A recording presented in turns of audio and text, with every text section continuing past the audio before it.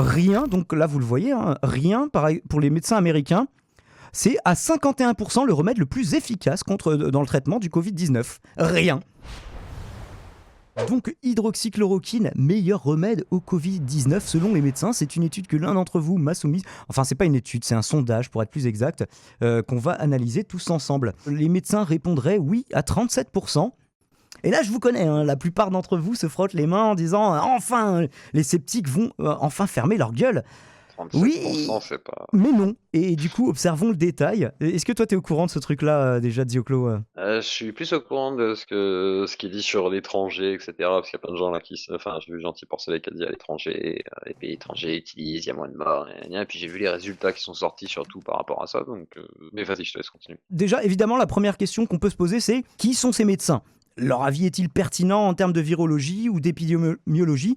De la même manière que l'avis de l'électricien du coin ne vous éclairera pas, sans jeu de mots, ou que rarement en matière de fusion nucléaire, le généraliste lambda, malgré ses 8 ans d'études post-bac, il ne sera pas forcément expert en la matière. Il y en a qui, justement, ont prescrit, comme on l'avait dit dans une précédente émission, ça dans le doute, sans même être convaincu que ça marche, mais en se Traitement disant... de complaisance, ouais. C'est exactement. Enfin, c'est un peu un Parce que argument c'est un cas d'urgence. qui est utilisé par ceux qui l'ont administré et qui se font un petit peu tirer les oreilles parce qu'on Voilà. leur a dit oui, vous n'étiez pas censé l'administrer. Mais bon, au moins, c'est des médecins, ils ont des notions, contrairement à nous, simples commentateurs du commun des mortels. Là, nous avons Belial Spirit qui est déjà en attente. Donc, je disais, c'est des médecins, ils ont quand même des notions. Alors, par contre, dans la liste des remèdes proposés, il y a des traitements, l'opinavir, interféron bêta, qui ont prouvé leur inefficacité.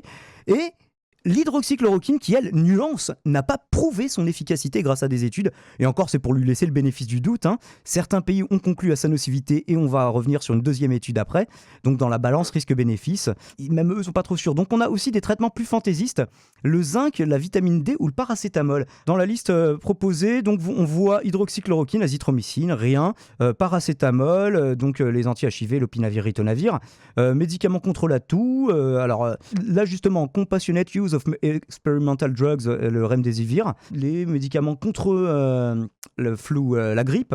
Et voilà, vous voyez donc vitamine D, le zinc. Il y a des choses qui pour moi sont un petit peu fantaisistes, mais du coup forcément que tu compares l'hydroxychloroquine où il subsiste un doute avec je sais pas des tic-tac, forcément il y a des médecins qui vont te dire plus l'hydroxychloroquine que les tic-tac. Et encore, et encore. Malheureusement, et contrairement à ce que je viens de lire, là, encore une fois, il parle de fibrose Salut pulmonaire Azo. et tout, et que Raoult dit qu'il faudra gérer les séquelles. Oui, mais on n'a pas de traitement en fait. Ça, le problème, c'est que vous comprenez pas que l'hydroxychloroquine plus l'azithromycine, en fait, ça ne démontre pas un traitement efficace. Ça ne fait rien en fait. Revenons quand même sur ce sondage qui a été fait sur plusieurs milliers de médecins, je crois 6000 médecins dans le monde. Il y a quand même certaines choses qui sont quand même étonnantes, pour le moins. Alors, 37% pour l'hydroxychloroquine ou la chloroquine. Alors déjà, c'est pas beaucoup plus que les 32% de rien. Et il y a quand même rien en deuxième position, ex aequo avec l'azithromycine. Rien, donc là vous le voyez, hein, rien pareil, pour les médecins américains. C'est à 51% le remède le plus efficace dans le traitement du Covid-19. Rien.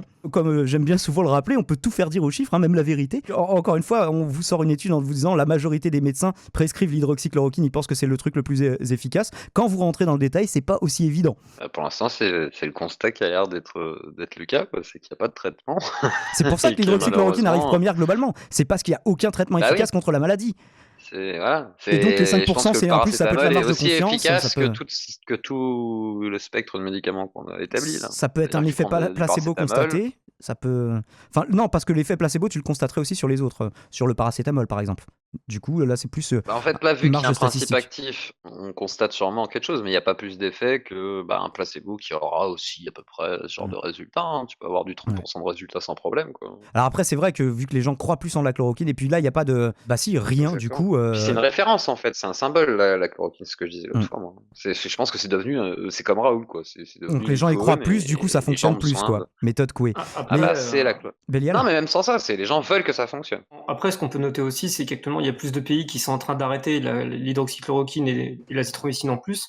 Parce qu'il ne faut pas oublier que c'est deux médicaments qui ont des facteurs aggravants en termes de risque cardiaque. Donc il y a plus de pays actuellement qui arrêtent que de pays qui commencent l'hydroxychloroquine. Or, un médicament qui aurait prouvé son efficacité depuis au moins 3 mois maintenant ou 2 mois, il devrait y avoir de plus en plus de pays qui seraient enclins à utiliser le traitement et on observe plutôt l'inverse. Puis là, on dit qu'effectivement, il y a 32-33% de médecins ou 37, je sais plus, qui disent que effectivement, l'hydroxychloroquine est un traitement efficace. Que dire des 70% restants, quoi? Il y Et puis quel a... intérêt pour nous de dire qu'en fait il n'y a pas de traitement en fait quoi. Bah non, Y a aucun on a tous intérêt quoi. envie. C'est Nous, triste hein, on a évidemment. envie voilà. Hein. Bien sûr qu'on a tous C'est envie pareil, on nous dit de le sortir de cette remdesivir merde. c'est de la grosse enculerie, il nous dit ah non, s'auto-censurant. Mais nous, on n'a jamais dit le remdesivir c'est efficace. Je sais plus si c'était Artium ou quelqu'un d'autre dans le chat qui disait qu'en gros, les aides parlaient du remdesivir ou merde, du lopinavir. C'était peut-être même pas lui d'ailleurs. Ce que vous pensez de la communauté Z, c'est surtout les vulgarisateurs YouTube. Et eux, ils ont beaucoup parlé de ce qui faisait fureur sur le plan médiatique, en fait. C'est-à-dire que le lopinavir, par Exactement. exemple, personne ne le sait, globalement. Personne ne sait que. Que Ça c'est vraiment existe même. efficace. Oui, alors déjà, moi, j'étais même pas au courant de l'existence de ce truc-là. Mais même, on n'est même pas au courant de l'efficacité réelle de ce truc-là et personne n'ose C'est un trop s'avancer anti-VIH, là-dessus. ouais, à la base. Ouais, bon voilà, il y a plein de tests à faire. Seulement le problème, c'est que c'est lent. Et faut pas oublier que à chaque fois qu'on va tenter d'administrer comme ça un médicament pour faire des essais cliniques, si on décide de l'administrer aux populations trop vite, ou si on ne connaît Il y a pas un les grand effets risque. Hein. positifs, on connaît aussi mal les effets négatifs dans les situations dans lesquelles on les injecte, quoi. Parce qu'on est hors AMM à chaque fois, donc c'est vrai que c'est c'est un peu risqué, quoi. Et le docteur Imaginez demain Moulwangi nous dit Joe Green, je ne connais pas, je ne sais pas ce qu'elle dit. Si tu peux nous faire un résumé. L'hydroxychloroquine et l'azithromycine, ça fait beaucoup de points au Scrabble. Effectivement, ouais, entre les X, les Y, l'écart de 5% entre rien globalement et l'hydroxychloroquine, ça peut correspondre à la marge de confiance de 5%. Alors je vous renvoie à la vidéo que j'avais faite sur les sondages dans le cadre de la vidéo, donc le débat entre Zemmour et Schiappa, où il y avait des sondages où il disait la méthode est bidon. Et donc on s'était un petit peu attardé là-dessus. C'est très souvent utilisé, 5%, comme marge de confiance de base pour un sondage. On aurait un parfait exemple d'écart non significatif du coup.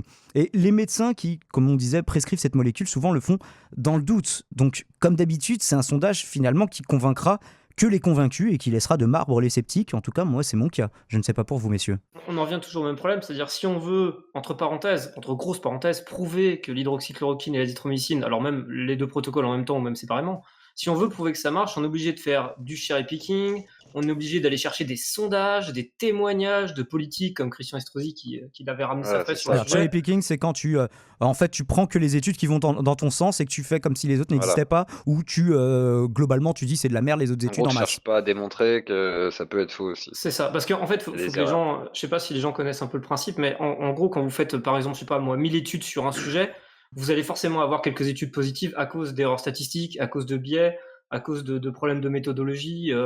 Une plante on va revenir sur la première étude de Raoult qui est complètement scandaleuse, mais il peut y avoir plein de problèmes en fait qui justifient des écarts statistiques, et donc vous allez toujours avoir quelques études positives. Et le cherry picking, c'est aller choper ces quelques études à droite à gauche qui vont confirmer ce que vous pensez à la base, et du coup vous allez ignorer les 95% du reste des études qui, elles, vont complètement vous démonter. Comme à l'inverse, pour un traitement qui fonctionnerait, vous allez avoir beaucoup de résultats négatifs quand même sur, par exemple, un petit échantillon, et à force d'élargir l'échantillon, vous allez avoir une résultance qui va ressortir, et vous allez faire « Ah oui, effectivement, c'est plus pertinent, et on va avoir un pourcentage beaucoup plus élevé. » Et en fait, le problème, c'est qu'il n'y a aucun traitement aujourd'hui qui a, par exemple, 80% d'efficacité avec des soins qui soient pertinents, en fait, aujourd'hui. C'est-à-dire que si demain, l'hydroxychloroquine, même déjà empêcher les fibroses pulmonaires, empêcher des dégâts, empêcher réellement quoi que ce soit, en fait, ça se verrait en fait dans les stats. C'est-à-dire qu'à un moment donné, ça sortirait plus qu'un autre traitement. C'est ça le problème, c'est les deux mots en fait, c'est l'hydroxychloroquine et Raoult. C'est-à-dire pourquoi parler que de ça en fait. C'est-à-dire il y a d'autres chercheurs, il y a d'autres choses qui sont testées aujourd'hui parce qu'on n'a pas de solution. Et aujourd'hui, les seules choses dont les gens parlent, c'est de Raoult et l'hydroxychloroquine en fait. Alors qu'il y a d'autres traitements comme expliquait Bélial et Diamond. Et malheureusement, ça monopolise l'attention, quoi. Et ça, c'est dangereux. Il y a Yann qui nous dit Avigan, un traitement japonais efficace contre le coronavirus selon la Chine. Je ne suis pas au courant de cette information, messieurs. Je ne sais pas si vous en avez entendu parler. Gentil Porcelet qui nous dit Agnès Buzyn qui prescrit aussi l'Asie pour l'azithromycine. Aïe! Est-ce que vous en avez entendu parler aussi? Moi, je commenterai pas des choses dont j'ai pas entendu parler du coup. Mais... Alors, je ne sais pas, non. Ça me dit rien du tout non plus. Et je croyais qu'en plus, elle était en conflit avec Raoult, soi-disant, il y avait un complot. Enfin, du coup, quel est l'intérêt de filer le protocole de Raoult? Je comprends pas trop le. Puis c'est un complot juif parce qu'ils ont mis des P4 dans le monde entier. Alors, vu qu'on Ah en a oui, partout dans le j'ai monde. vu ça aussi. Alors justement, tu me parlais de l'étude que tu m'avais link.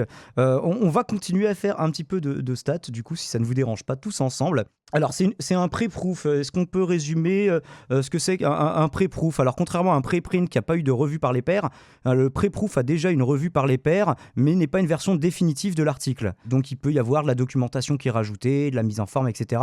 Mais c'est une version quasi définitive du papier et qui a déjà été validée pour une publication dans une revue scientifique. Est-ce qu'on peut résumer un pré-proof comme ça, Bélial, selon toi? Ouais, à peu près. Après, ça reste pas. Enfin, oui, c'est ça, c'est à peu près ça. C'est un peu plus fiable quand même que quelque chose qui a pas été revu par les pairs, parce que notamment quand tu fais de la revue par les pairs, tu peux voir des gros biais méthodologiques bien avant que les publications sortent. Mais un pré-proof, c'est un peu plus fiable. Maintenant, c'est pas non plus. Voilà. Mais il faut savoir qu'on aura que des pré-proofs et des pré-prints et avant même du peer review, parce que on n'a pas assez de temps en fait, vu la C'est pandémie justement actuelle. l'urgence, c'est ce qu'on disait. Voilà, c'est ça. En 2 mois, 1 mois, on peut pas faire une revue par les pairs fiable avec une grosse méthodologie qui est mise en place.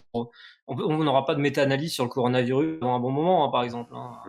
Exactement. Oui, Faut parce que moi attendre là, par j'ai contre, pris ce pendant papier deux pour une minimum, méta-analyse au début, et mais en encore. fait ça fait que compiler les stats existantes.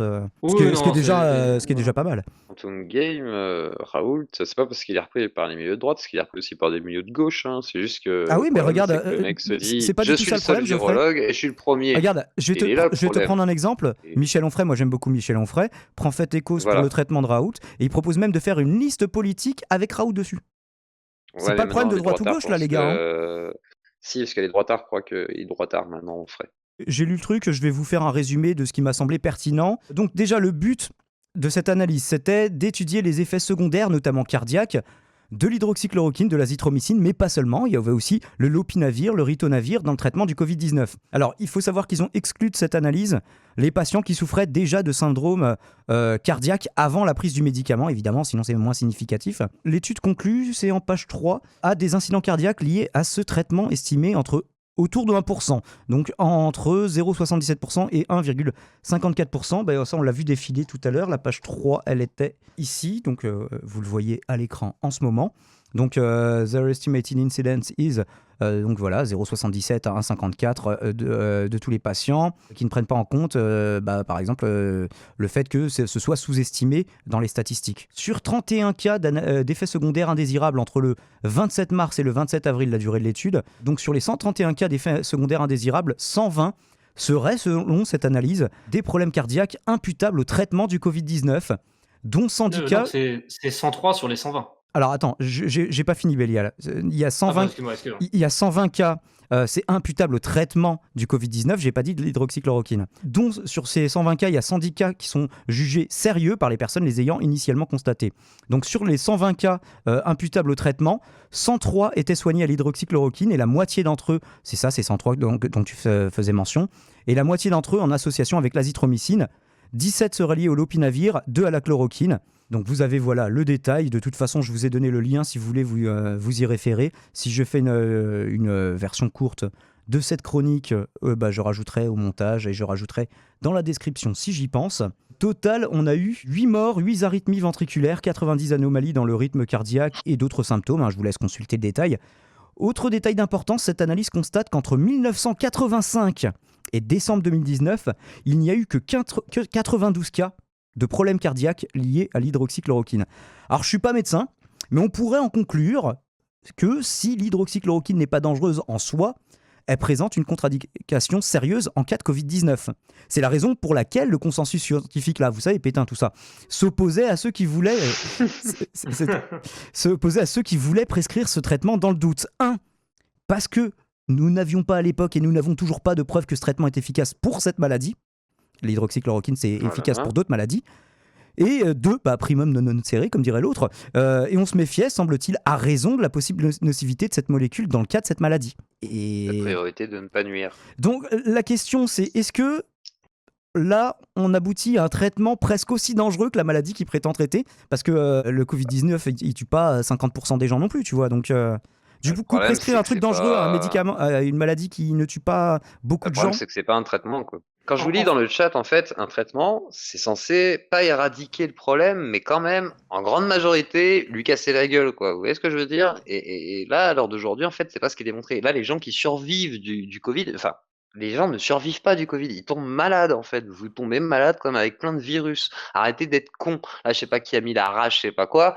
Arrête d'être con. Si t'as la rage, tu mourras. De toute façon, si on te vaccine, tu vas pas être sauvé après, hein. Si t'as la rage, t'es mort. Il y a un moment donné, on n'est pas médecin, mais il y a un moment donné où faut aussi être logique. Si vous voyez que les gens survivent parce qu'ils sont jeunes, bah, ils survivront sans traitement malheureusement à l'heure d'aujourd'hui. On ne pourra pas les traiter parce qu'il y a très peu de traitements pour les virus en général. Et à l'heure d'aujourd'hui, bah, pour le Covid, On traite les on symptômes. n'a rien trouvé. Voilà. Et il y a pas de, et c'est pas le problème de. Enfin, moi tout à l'heure, c'est ce que j'ai précisé, c'est pourquoi vous parlez de la chloroquine et vous la défendez, parce qu'il y a d'autres traitements aujourd'hui qui sont testés. Et vous, Pour vous l'instant, aucun défendez qui a la démontré son chloroquine efficacité, absolument. mais en attendant, la Voilà. base, nous dit Artium, c'est quand même prévenir plus que guérir, et c'est pas la stratégie qu'on avait adoptée de base. Mais comment tu veux prévenir sur une maladie dont on ignore Voilà. complètement les possibilités de traitement, vu qu'elle est nouvelle? Tu peux pas prévenir sur un truc que tu ignores. On va revenir un petit peu sur, parce qu'il y a des notions qui sont pas claires, je pense, chez les gens. On va revenir notamment sur la notion bénéfice-risque. On aurait une certitude que, déjà avec les médicaments, non, on sait très bien, Gentil Porcelec, que tous les médicaments fonctionnent pas à 100%, bien entendu, c'est évident. Et je vous propose comme ça qu'on fasse qu'un débat sur des évidences, comme ça ira plus vite. Mais on sait très bien que les traitements fonctionnent pas à 100%, mais là, on n'est même pas sûr qu'ils fonctionnent mieux que la moyenne. C'est-à-dire que là, actuellement, entre un Doliprane et de l'hydroxychloroquine, on n'est pas certain. Vraiment. Exactement. Donc, Ou un sirop. ou en sirop. On serait Quoique, certain. On n'a pas démontré de nocivité du En Doliprane vrai, dans si le tu arrives à Covid-19. soulager la respiration, en vrai, quelle que soit la manière que tu arrives à soulager la respiration, c'est déjà mieux que l'hydroxychloroquine. Mais bon, tout ça c'est cumulé en même temps, Voilà. donc ça n'a pas de sens. Et l'oxygène a plus de résultats, par exemple, pour la respiration. Mais bref, c'est pas le débat. Le truc, c'est qu'on serait sûr Après, que tu peux avoir l'hydroxychloroquine l'oxygène aura un et de la effet. chloroquine, mais... On serait sûr que l'hydroxychloroquine aura un effet, même faible, même, je sais pas, un peu mieux que la moyenne. On le donnerait parce que, effectivement, le nombre de cas de toxicité cardiaque serait assez faible pour qu'on se dise que chez des gens qui, de toute manière, risquent de mourir de la maladie, ça vaut le coup de tenter. C'est-à-dire que la balance là, c'est pas le cas. bénéfice-risque serait plus rééquilibrée. Alors que là, avec ça. ce papier, ça vient clairement de pencher d'un côté. C'est-à-dire qu'on n'arrive toujours pas à démontrer son efficacité. Par contre, là, statistiquement, Et on pour les démontre cas sa graves, nocivité. Alors, ça va pas tuer Et un mec Raoult sur a deux, toujours hein, dit, bien sûr. Et Raoult a toujours il a dit, pas de dit toute façon, miracle, pour il a les dit cas graves, ça spectaculaire. sert à rien. Et ça sert Et- à rien pour les cas graves. Donc, en gros, c'est un médicament qui sert à rien, à part pour les gens qui sont à peine Qui s'en malades. serait et déjà les jeunes. sorti. Excusez-moi, il a dit que c'était un traitement spectaculaire. Voilà. Il va falloir qu'on revoie la que définition ce du mot serait- spectaculaire. Hein. Ouais. Et que ce serait l'épidémie la pulmonaire la plus facile à C'est soigner. la com de Raoult que j'ai trouvé dans le monde spectaculaire, entier. moi. Artyom dit un truc dangereux là par contre. Artyom dit un truc dangereux sur l'effet placebo. L'effet placebo ne soigne pas des maladies. D'accord? Ça Non. soigne des symptômes. On ne sauve pas quelqu'un avec un effet placebo. Hein. On ne tue pas Voilà, un si virus t'as le avec un cancer, effet ça va pas placebo. te guérir, quoi. C'est ça. Par contre, t'as des gens qui guérissent, on sait pas pourquoi. Ça, c'est autre chose. Les C'est-à-dire qu'on fameuses peut guérisons pas expliquer spontanées, pourquoi, voilà. voilà. On peut pas expliquer pourquoi quelqu'un n'a plus de métastase d'un coup, des fois. Mais par contre, non, il y a pas l'effet placebo ne peut pas te guérir. Et il y a Joe Green qui nous dit le seul problème, c'est le droit ou non à tenter de traiter une maladie nouvelle sans attendre les résultats d'études. Mais la preuve que ça peut donner des résultats dangereux, des résultats avec pires quoi, que en si fait tu n'avais rien fait en fait. Tu vois, c'est ça le problème. Surtout c'est- quand t'as des gens l'exemple, qui sont virologues et qui ont déjà dit non, en fait, c'est peut-être pas une bonne idée. Parce qu'il y a pas on a que lui déjà comme l'exemple de la virologue. cyclosporine. Hein. La cyclosporine qui a été donnée, on va dire, très tôt contre le sida et qui au final a engendré des morts et n'avait aucun effet sur le sida. Hein. Donc je vous invite à vérifier la cyclosporine sur Wikipédia, c'est très documenté. Alors, et le scientifique lui-même a reconnu plus tard qu'effectivement c'était une grosse C'était connerie et jamais. qu'il n'aurait pas dû le faire. On a Il Yann a mis du qui, temps à Il y en a eu l'avoir. plein de cas. Hein, qui nous comme dit ça, sur le hein, chat, et c'est un bon exemple de l'argument d'autorité, mais je pense qu'aucun d'entre nous n'a le niveau pour juger des résultats de Raoult. Un peu d'humilité, oui, mais par contre, il y a des gens qui ont le niveau Mais ses confrères, si. pour en juger. Est-ce qu'on a le droit de lire leurs Directrice travaux de ses confrères Martin Hirsch, il y a plein de virologues qui On sont a le droit de se d'accord avec baser ça, sur en ça, en fait. Voilà, on se base sur les gens qui sont aptes en fait à comprendre tout à fait de ce dont ils parlent en fait et qui font des expériences et qui sont d'ailleurs peut-être dans le bain actuellement, etc. Donc, On n'a pas ressorti il y a le un cours de délai où- première. Hein.